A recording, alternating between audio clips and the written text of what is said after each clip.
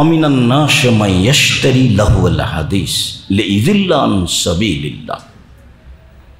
যারা খেলতামাশা ক্রয় করে অজ্ঞতা অবস্থায়, এ দিয়ে একে মজাক করে, ওদের জন্য রয়েছে অপমানজনক শাস্তি। মনে রাখবেন ভালো করে, কোরআন মাজিদে কোনো জায়গাতে হয়েছে অপমানজনক শাস্তি, কোনো জায়গাতে আছে। কোরআন মাজিদে কোনো জায়গাতে রয়েছে কষ্টদায়ক শাস্তি, কোনো জায়গাতে রয়েছে কঠিন শাস্তি। তো খেলতামাশা বাদ্যযন্ত্রের জন্য অপমানজনক শাস্তি কেন? এক মিনিট, শাস্তির ধরন দেখাই। এই ছেলেটা অপরাধ করেছে, বললাম যে ওকে 10 লাঠি মারো, এটা একটা শাস্তি। এই ছেলেটা অপমান করেছে, ওকে বললাম যে থুথু মাটিতে ফেলে চেটে খাও, এটা একটা শাস্তি। তো এটা তো সহজ, 10 লাঠি তো অনেক ভারী, 10 লাঠি তো অনেক ভারী। তো কেমন শাস্তি হলো? আগেরটা হলো অপমানজনক, আর এটা হলো কষ্টদায়ক। যেগুলো পাপ মনের সাথে জড়িত, মনে চাই, যেগুলো পাপ মনের সাথে জড়িত, মনে চাই, সেগুলি পাপের শাস্তির নাম অপমানজনক শাস্তি। মনে চায়। টাকনোর নিচে প্যান্ট পরলে আমি তো কারো ক্ষতি করি না, জেনা সমাজ নষ্ট করে, চুরি মানুষের ক্ষতি হয়, ডাকাতি মানুষের ক্ষতি হয়, হত্যা মানুষের ক্ষতি হয়, সুদ মানুষের ক্ষতি হয়। কিন্তু টাকনোর নিচে প্যান্ট পরলে কি মানুষের ক্ষতি হয়? মানুষের ক্ষতি হয় না। তো এইটা শাস্তি এমন কেন যে আল্লাহ ওর সাথে কথাই বলবেন না? যা, এইটা কেন? ওটা হলো মনের সাথে জড়িত। এই জন্য মনে চাচ্ছে যে প্যান্টটা কোথায় থাক, টাকনোর নিচে থাক, এই জন্য শাস্তি এরকম। তো খেলতামশা বাদ্যযন্ত্র, মেয়েদের নাচ, ল্যাংটা মেয়ে নাচলে চক্ষু ঠান্ডা হয়, কলিজা ঠান্ডা হয়, মনটা জড়িয়ে যায়, দেখতে ভালো লাগে। রাত রাত পার করে দেয় ল্যাংটা মেয়ে দেখে, কখন ভোর হয়ে গেছে বুঝতেই পারে না, রাত 2টা 3টা হয়ে গেছে। মহিলা পুরুষ একই, সব জায়গাতেই। শুধু আপনার ছেলে নয়, ছেলে এখানে আছে, মা এক ঘরে ল্যাংটা মেয়ে দেখছে, বাপ এক ঘরে দেখছে, বাপ দেখছে, মা দেখছে, ওর ভাই দেখছে, ওর বোন দেখছে, ওর 14 গোষ্ঠী দেখছে। শিক্ষিত বলে কোনো মানুষই নেই, সবই পশু প্রাণীর মতো, সব প্রায় গরু ছাগলের মতো, কুকুর শ্রীগালের মতো। বুঝেও বোঝে না ওরা, অন্তর আছে বুঝে না, দেখেও দেখে না ওরা, চক্ষু আছে দেখে না, শোনেও শোনে না ওরা, কান আছে শোনে না। উলায়েকা কালানাম, তারা পশু প্রাণীর মতো, তারা গরু ছাগলের মতো, তারা কুকুর শ্রীগালের মতো, বালু মাজাল বরং তার চেয়ে খারাপ। আল্লাহ বলছে। এক পর্যায়ে আল্লাহ রাসূল বলবেন, দেখবেন, এর চেয়ে কঠিন অবস্থায় বলবেন আল্লাহ নবী, দেখবেন ইনশাআল্লাহ। অবাক হতে হয়। সবাই চক্ষু ঠান্ডা করছে, বাপ এক ঘরে, মা এক ঘরে, বেটি এক ঘরে, বেটা এক ঘরে, সবাই কলিজা ঠান্ডা করছে ল্যাংটা মেয়ে দেখে, নাচ দেখে। বিশাল টিভি, টাকা আছে, একবার দেওয়াল ভর্তি টিভি, চালু করার সাথে সাথে চলে আসছে উলঙ্গ হয়ে, দেখতে কত ভালো লাগছে। প্রতি মাসে উমরা আর হজের বছর হজ, বাস হজ। আর এসার সালাতের পরে টুপি মাথায় তো দোকানে বসে আছে, ঘন্টার ঘন্টা ল্যাংটা মেয়ে নাচ। অবাক কথা। আবার কোন কোন বাড়িতে বউ আছে, বেটি আছে, বাপ আছে, মা আছে, সবাই মিলে দেখছে। এরই নাম পশু প্রাণী, এরই নাম গরু ছাগল, এরই নাম কুকুর শ্রীগাল, এরই নাম ইতর শ্রেণী, এরই নাম নোংরা শ্রেণীর মানুষ, এরই নাম বর্বর শ্রেণীর মানুষ, এরই নাম অসভ্য শ্রেণীর মানুষ, যাদের কাছে বিদ্যা নয়, বুদ্ধিও নাই। মহান আল্লাহ বলেন, যারা খেলতামাশা ক্রয় করে, কিনে নেয়, বাড়িতে ব্যবস্থা করে, মোবাইলে, টিভিতে, ওদের জন্য রয়েছে অপমানজনক শাস্তি। কি অপমানজনক শাস্তি? দুনিয়াতে যেমন থুথু ফেলে চেটে নিতে বলা অপমানজনক শাস্তি, এইরকম আছে অপমানজনক শাস্তি। চলেন, উকবা ইবনে আমের রাদিয়াল্লাহু তাআলা আনহু বলেন, রাসূল সাল্লাল্লাহু আলাইহি সাল্লাম বলেছেন, কুল্লুল্লাহবিন ইয়ালহু বিহির রাজুল ফাহুয়া বাতিল। যেসব খেলাধুলা পুরুষ নারী করে, নাচ হোক, গান হোক, যে কোনো খেলাধুলা পুরুষ নারী করে, সেটা বাতিল। শরীর চর্চা ছাড়া, যুদ্ধ চর্চা ছাড়া, শরীর চর্চা ছাড়া, তারপরেও শরীর চর্চা ব্যায়াম যেগুলো এক খেয়ালে চেয়ে থাকা লাগে এভাবে, ওটা হারাম। ওই মনোনিবেশ হারাম, ওটা চলবে না। শরীর চর্চা ছাড়া সব খেলা হারাম। অল্প সময় ঘুমাবেন না, প্রয়োজনে জায়গা পরিবর্তন করবেন। রাসূল সাল্লাল্লাহু আলাইহি ওয়াসাল্লাম বলেছেন, খেল তামাশা বাদ্যযন্ত্র চিরদিনের জন্য হারাম।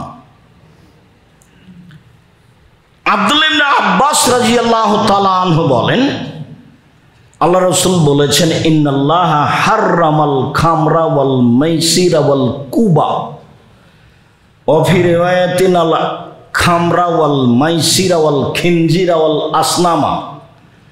আল্লাহ তাআলা চিরদিনের জন্য হারাম করেছেন মদ, জুয়া, খেলতামাশা, বাদ্যযন্ত্র, ডুবি তবলা, হারমোনিয়াম, দুতারা, সেতারা, চিরদিনের জন্য হারাম করেছেন।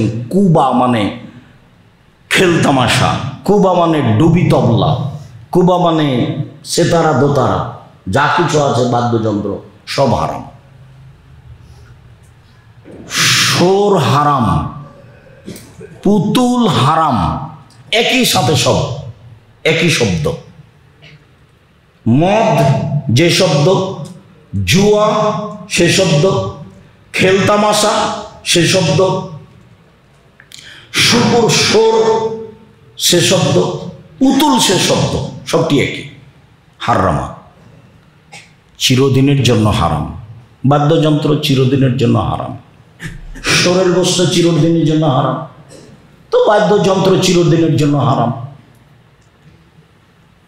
সব দোকানেই বাজনা বাজে, সব মোবাইলেই বাজনা বাজে, সব বাড়িতেই বাজনা বাজে। পুতুল চিরদিনের জন্য হারাম, অথচ আপনার বাড়িতে শোকে যে পুতুল সাজানো আছে। কতদিন বলেছি আপনাকে, আপনার স্ত্রী বাজার থেকে একটা প্লেট নিয়ে এসে, সেটা আছে চিংড়ি মাছ। আপনার বাচ্চার জন্য একটা পট কিনেছে আপনার স্ত্রী, সেটা হলো ঘোড়া। আপনি আপনার বাচ্চার জন্য গেঞ্জি কিনেছেন, তাতে আছে কার্টন।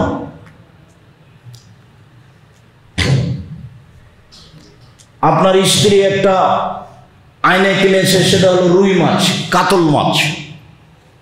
আমরা তো এগুলো কিনি না, কিনবো না। কে যদি দিয়ে চলে যায় তাহলে ওকে লাথি দিয়ে ভেঙে দেবো, তখনই আনলে ফেরত দেবো।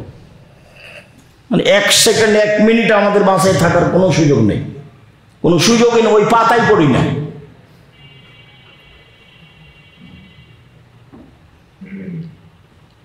রাসূল সাল্লাল্লাহু আলাইহি সাল্লাম সবকে হারাম ঘোষণা দিয়েছেন, বাদ্যযন্ত্র, খেলতামাশা। উমামা বাহেলি রাদিয়াল্লাহু তাআলা আনহু বলেন, রাসূল সাল্লাল্লাহু আলাইহি সাল্লাম বলেছেন, লা তাবিউল কায়নাত, পৃথিবীর মানুষ তোমরা গান বাজনা খেলতামাশার মাধ্যম বিক্রয় করো না। মানে ব্যবসা নিষেধ, পুতুলের ব্যবসা নিষেধ, খেলতামাশার ব্যবসা নিষেধ, বাদ্যযন্ত্রের ব্যবসা নিষেধ, সব নিষেধ। ওলা তাবিউল কায়নাত ওলা তাশতারুহুন্না, তোমরা খেলতামাশা বাদ্যযন্ত্রের মাধ্যম কিনিও না। আপনিও ছোট মোবাইল ব্যবহার করবেন, আপনার ছেলেও ব্যবহার করবে। কই, আমি তো জামিয়া সালাফে পরিচালনা করি সারা দেশ জুড়ে, আলহামদুলিল্লাহ। তো সেই জামিয়া সালাফে পরিচালনা করি, আপনার কাছে টাকার কথা বলি, তাতে তো আমার কাছে কোন মোবাইল, কই ছোট মোবাইল আছে। আর আমি তো মোবাইলে রিং হলে অন করতে পারি, আমি তো আপনার নাম সেভ করতে পারি না। তারপরেও তো জামিয়া সালাফে চলে। আমার কাছে তো টাকশাল নাই, আমি তো টাকা বানাই না, আমি কোনো ব্যবসায়ীও নই। বাস আমার আব্বার জমিতে আমরা চলতে পারবো ইনশাল্লাহ, এটা আমাদের ধারণা কাজ করে। যার কারণে আমাদের ব্যক্তিগতভাবে কোনোদিন মানুষের মুখাপেক্ষি হওয়া লাগে না, যার কারণে জীবনে কোনোদিন কাউকে পয়সার কথা বলা লাগে না, গাড়ি ভাড়া দেওয়ার কথা বলা লাগে না, কোনো দিন বলিনি জীবনে। 90 সাল থেকে মাঠে আছি, 90 সাল থেকে, আর বেড়াইতে আসি প্রায় মোটামুটি 97 সাল থেকে, 97-98 থেকে বেড়াইতে আসি। সম্মানিত দিনী ভাই বোন, বাদ্যযন্ত্র খেলতামাশার মাধ্যম বিক্রি করা হারাম, ব্যবসা হারাম, কিনা হারাম। তারপরে অতোয়াল্লে মোহন না, এদের শিখিয়ে দেওয়া হারাম। হেডমাস্টারের চলে না বাদ্যযন্ত্র ছাড়া, খেলতামাশা ছাড়া। আল্লাহ বলছেন এদের শিখিয়ে দেওয়া হারাম। অসামানো হন না হারাম, এর মাধ্যমে যত পয়সা উপার্জন হবে সবই হারাম। খুব মনে রাখতে হবে, আমি কিন্তু অনুবাদক, আপনি খুব ধৈর্যের পরিচয় দিয়ে কথা শুনবেন, বিরক্ত হবেন না। আর মধ্যে থেকে কোনো ছেলে যেন কোনো সময় না উঠে, অল্প সময় আপনি আমাকে পেশাব পায়খানার প্রয়োজন দেখাবেন না। আর আমি এত রাতে আসতে চাইনি, আমি টেনশন ভোগ করছিলাম যে আমি 10টার আগে যেতে পারি কি না, 9টায় পৌঁছিতে পারলে 9টায় উঠে কথা বলতাম। তো এখন তো কত হয়ে গেছে, 11:30, সেই কখন সন্ধ্যা হয়ে গেছে, মনে হচ্ছে যে কত 7 সমুদ্র 13 নদী পার থেকে আমি চলে আসলাম, এরকম মনে হচ্ছে। আলহামদুলিল্লাহ। এক, খেলতামাশা বাদ্যযন্ত্রের মাধ্যম বিক্রয় হারাম, ব্যবসা হারাম। 2, কিনা হারাম। 3, শিখিয়ে দেওয়া হারাম। 4, এর উপার্জিত পয়সা হারাম। দোকানে যত দোকানে টিভি আছে, এর দোকানের ব্যবসা হারাম। দেখি কোন মায়ের বেটা উল্টে দিতে পারে ফতোয়া, ঘুঘুরা তুলে দেব।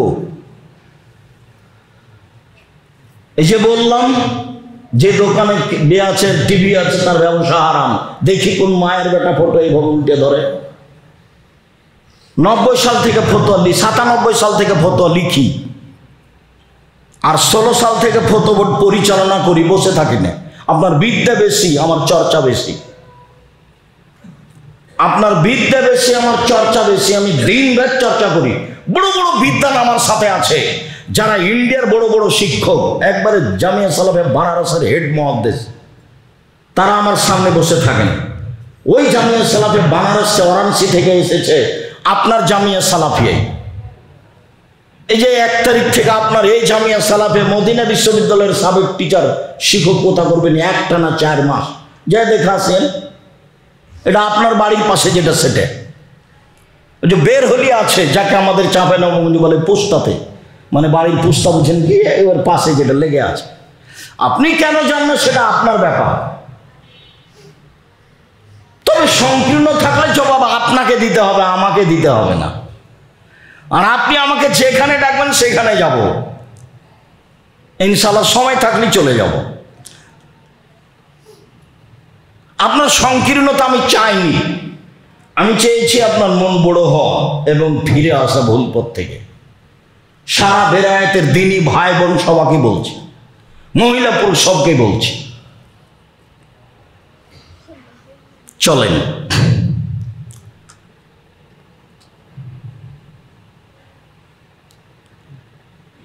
আবু মালিক আশআরী রাদিয়াল্লাহু তাআলা আনহু বলেন, রাসূল সাল্লাল্লাহু আলাইহি সাল্লাম বলেছেন, লা ইয়াকুনান্না মিন বাদি আকওয়াম, আমার পরে অচিরেই পুরুষ নারী আসছে। এই যে আমরা, আমার পরে অচিরেই পুরুষ নারী আসছে, ইস্তাহিলুনাল হেরা, যারা জেনাকে হালাল মনে করবে। জেনা পাপের কাজ নয়, জেনা পাপের কাজ নয়, অবাক কথা।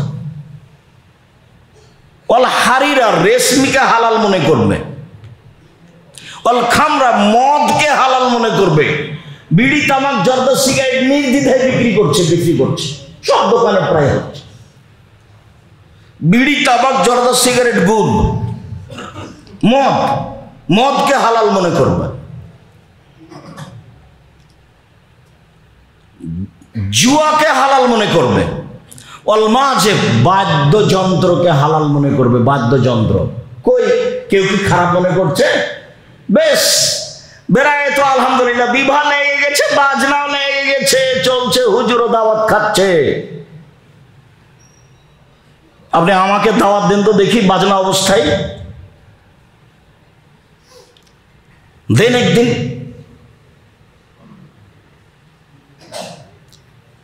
বাদ্যযন্ত্র চলছে, কোনো কথা নয়। বাস হজ করতে গেছিলেন এই বছর, উমরাতেও যান, টাকার তো অভাব নেই আলহামদুলিল্লাহ। উমরা করতে কয় টাকা লাগে? ফকিরে ভিক্ষে চাইলে দিতে দেরি হয়। উমরা করতে আর কয় টাকা লাগে? 1 টাকা কর্জ দিলে 18 নেকি হয়, আর 1 টাকা দান করলে 10 নেকি হয়। আর দান উমরার চেয়ে হাজারো লাখ কোটি গুণ শক্তিশালী ইবাদত। উমরা যদি প্রতি বছরে 11 মাস করেন আর 1 মাসে হজ করতে যান, মোট যদি 12 বার করেন বছরে উমরা, তা আপনার বাপের 1 পয়সা উপকার করতে পারবেন না। 1 পয়সা, যে বাপ মরে গেছে। আপনি 10 টাকা দান করবেন আপনার বাপের নামে, ও কবরের শাস্তি বন্ধ করে দেবে। মাসে যদি 2 বার 3 বার উমরা করেন হবে না।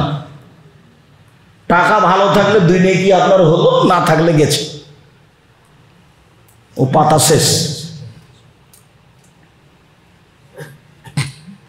সম্মানিত দিনী ভাই বোন, আমার উম্মত জেনাকে হালাল মনে করবে, আমার উম্মত রেশমি কাপড়কে হালাল মনে করবে, আমার উম্মত মদকে হালাল মনে করবে, আমার উম্মত জুয়াকে হালাল মনে করবে, আমার উম্মত বাদ্যযন্ত্র খেলতামাশাকে হালাল মনে করবে।